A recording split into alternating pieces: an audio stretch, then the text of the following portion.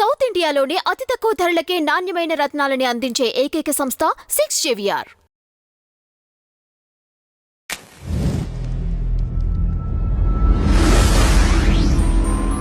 నమస్తే సార్. నమస్తే. ఇప్పటి వరకు ఆది అంటే జబర్దస్త్ కమెడియన్ ఆది వైసీపీ వాళ్ళని తిట్టడం వరకే మనం చూసాం. జనసేన సైడ్ మాట్లాడతారు, ఈయన కూటమి సైడ్ మాట్లాడతాడు. కానీ సడన్గా ఒక మూవీ ప్రమోషన్లో అంటే వైసీపీకి సంబంధించిన రోజా గారితో కలిసి మాట్లాడడం, మేమిద్దరం ఒకే వేదిక నుంచి వచ్చాము అన్నట్టు కొంచెం పాజిటివ్గా మాట్లాడుతుంటే అందరూ షాక్ అయిపోయారనమాట. ఇప్పటిదాకా ఒకలా మాట్లాడి ఇప్పుడు సడన్గా ఏంటి మాట మార్చేశాడు అనేసి. అంటే మాట మార్చటంగా అర్థం చేసుకోకూడదు దాన్ని. ఓకే. ఎందుకంటే ఆ వేదిక ఒక సినిమా వేదిక. పైగా ఆ సినిమా టైటిల్ కేసీఆర్ అనేటువంటి ఇదొచ్చేలాగా పెట్టారు. ఓకే. హరీష్ రావు గారు చీఫ్ గెస్ట్ అక్కడ. హరీష్ రావు గారు చీఫ్ గెస్ట్, కేసీఆర్ అనేటువంటి టైటిల్, ఆ వేదిక మీదకి జనసేనకు చెందినటువంటి ఆది రావటం అనేదే కొంత ఇబ్బందికరమైనటువంటి అంశం. ఎందుకంటే జగన్కి కేసీఆర్కి ఒక సయోధ్య ఉంది, వైఎస్ఆర్సీపీకి అలాగే బీఆర్ఎస్ పార్టీకి మధ్యలో ఒక సయోధ్య ఉంది. కూటమి పట్ల వ్యతిరేకత ఉంది, చంద్రబాబు పట్ల కేసీఆర్కి వ్యతిరేకత ఉంది. ఇవన్నీ రకరకాల రాజకీయ అభిప్రాయాలు ఉన్నాయి ప్రపంచంలో. ఉన్నప్పుడు జనసేన కూటమిలో ఉంది. కూటమిలో ఉన్నటువంటి జనసేనకి ఎన్నికల్లో ప్రచారం చేసినటువంటి వ్యక్తి ఈయన ఆది.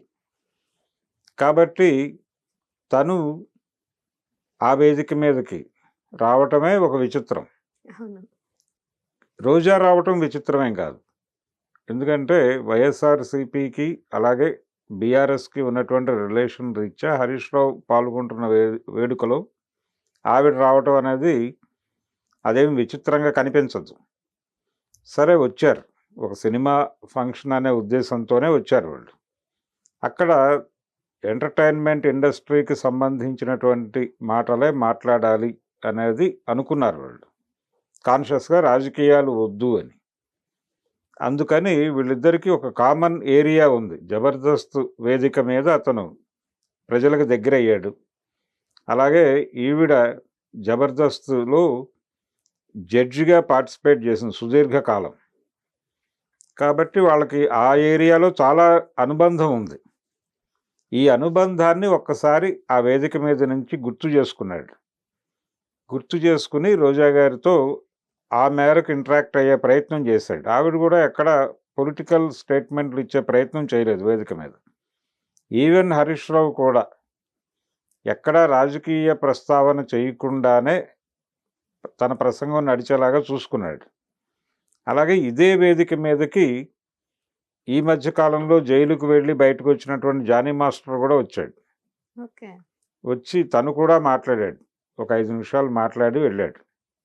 ఇలా రకరకాలుగా ఈ వేదికని ప్రజల్లో ఒక డిస్కసివ్ పాయింట్గా మార్చటం వాళ్ళ వ్యూహం కావచ్చు.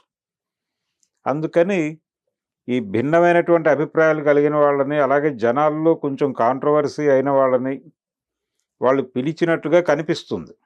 ఇది వాంటెడ్గా చేశారా, అన్వాంటెడ్గా జరిగిపోయిందా అనేది పక్కన పెడితే, ఈ రోజున ఆ ఈవెంట్ గురించి బయట చర్చ జరుగుతోందంటే కారణం ఇదే.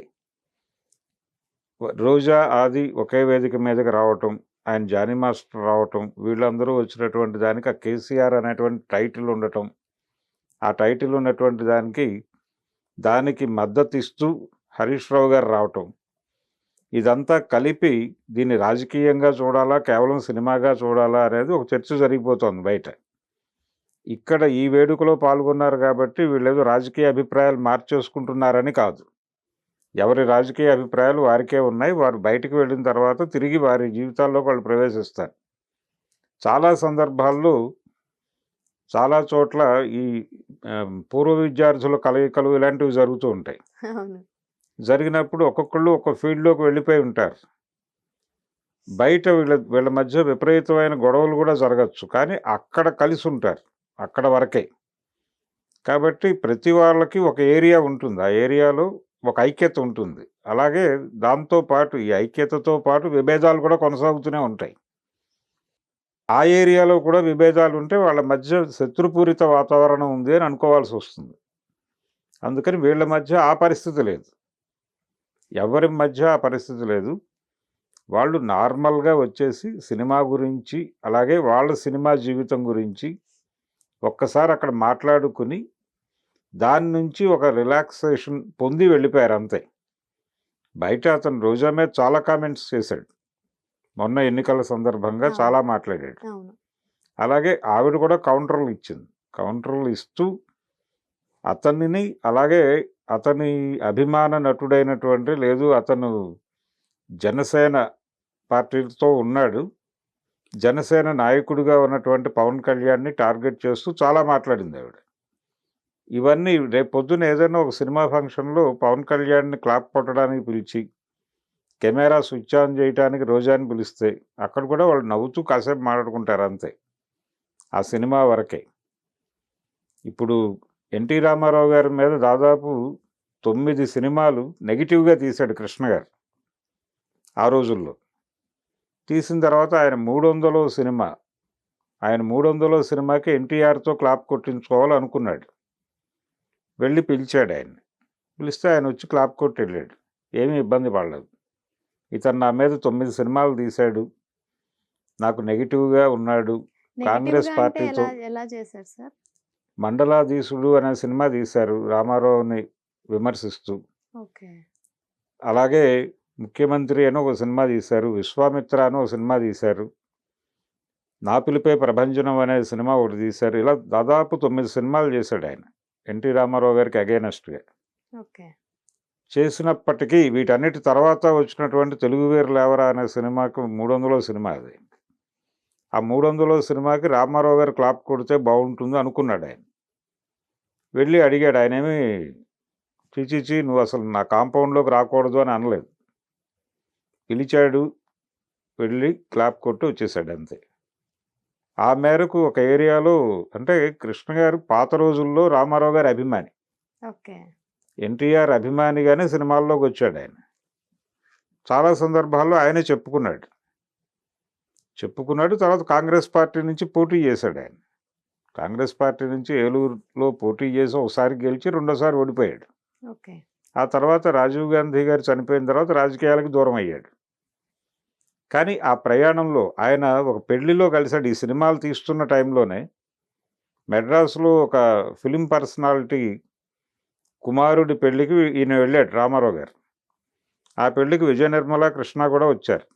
ఓకే. వస్తే వాళ్ళు ఈయనని ఎదుర్కోవాల్సి వస్తుందని చెప్పి పక్క నుంచి వెళ్ళిపోతుంటే ఈయనే చూసి పిలిపించాడు వాళ్ళని. పిలిపించి, నా మీద సినిమాలు తీస్తున్నారు అని తెలిసింది, బానే ఉంది. హ్మ్. నష్టాలు వస్తున్నాయా, డబ్బులు వస్తున్నాయా అని అడిగాడట ఆయన. నష్టపోతే అనవసరంగా ప్రయోగాలు చేయకండి, రాజకీయాల కోసం డబ్బులు ఖర్చు పెట్టద్దు. లాభాలు వస్తే సినిమాలు చేయండి, పర్వాలేదు. అయిపోయినాయా, ఇంకా ఉన్నాయా అని అడిగాడట. ఓకే. వీళ్ళు దండం పెట్టి వచ్చేసారు. విజయ నిర్మల గారు చాలా ఇంటర్వ్యూల్లో చెప్పింది ఈ మాట. అలా ఉంటుంది రిలేషన్. అంటే మనల్ని విమర్శిస్తున్నారు కాబట్టి వాళ్ళని ఏదో శత్రువులు అనుకోవాల్సిన అవసరం లేదు. ఒక కామన్ ఏరియా ఉంటుంది ప్రతి వారికి. అలాగే వీళ్ళకి ఒక కామన్ ఏరియా దొరికింది. ఓకే.